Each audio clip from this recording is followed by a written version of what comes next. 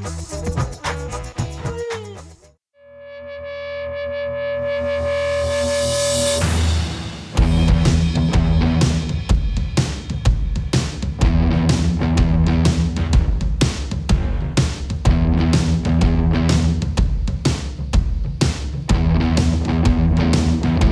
name is Willie.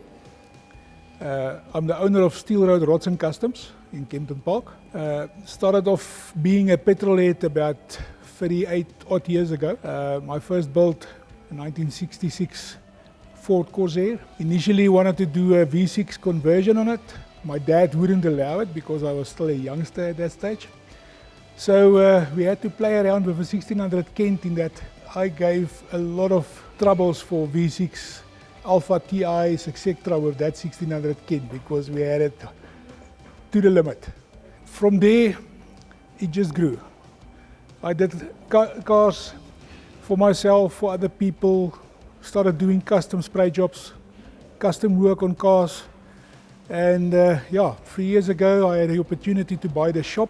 From there on, it's just going from strength to strength. My son is with me in the business, still a youngster, busy teaching him all the things that I know, and I think he's got the opportunity to do quite great in this industry in the years to come.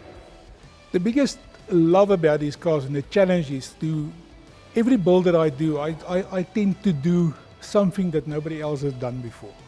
I don't want to build something that somebody else has tried. I want to put my own stamp of approval and stamp of individuality on every build.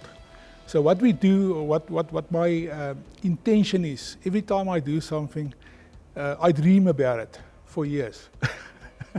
and then initially when it starts to come together, everything that's been in my mind and in my head and woke me up at night several times, starts to materialize in front of my eyes, and that's my biggest love, to see how this thing can come together. It's like an art for me to create something different. Chevy LUV came in as a project, or actually a repair initially, and when the owner saw what we're doing, it started to become a project. It was involved in an accident because there was a V8 fitted, but not a very good job. They never upgraded the brakes. The motor was sitting over the steering linkage, so it was a bit too high. There was no balance in the vehicle, especially with that amount of power in it. And one thing led to another. When he saw my bakkie, he said to me, he wants something similar, can we do an upgrade? And I said, yes, we can I can fit a jack suspension in anything. And but it will need some body mods. And this started, and it's nearly 2 years now, because it took a lot of blood, sweat and tears to manufacture or to create this thing. But everything that you see on this vehicle is steel. We did hand fabrication on the fender flares. We had to strengthen the chassis accordingly to be able to run the amount of horsepower that he wants in this engine. The motor puts out close to 500 horses at this stage.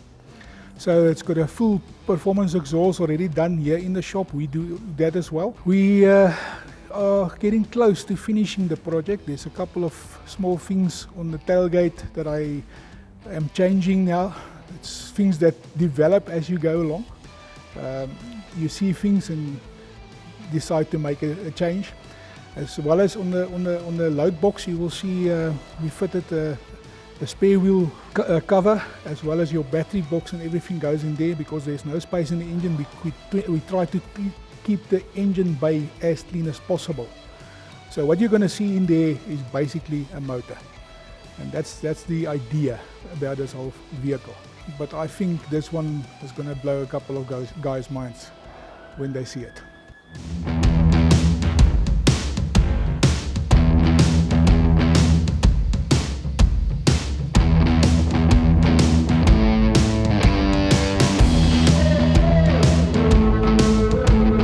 Okay, we're busy here with a 47 Chevy fleet line for a customer. It came in with the request for a roof job, fender widening, shaving of doors, handles, build a diffuser on the back, shaving the valance on the front, so we completely getting rid of all the bumpers and stuff, to close down all the holes.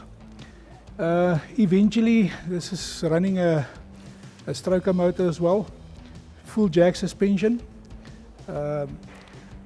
Myself and the client is still in a conversation about the color. He wants to make it matte black. I say no, we must make it a matte silver or a cast iron color. I think it's going to look different because there's too many matte black ones done already.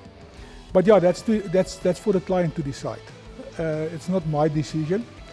But yeah, there's a couple of things still need to be done.